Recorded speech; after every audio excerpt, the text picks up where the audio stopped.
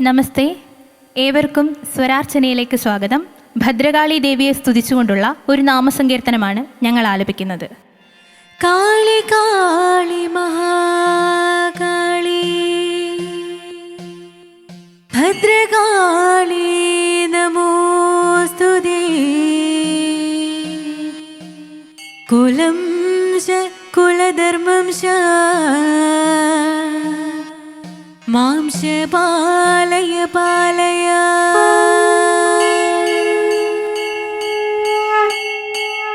തെച്ചി പൂമാല തരാം, നല്ല തുളസി പൂമാല തരാം.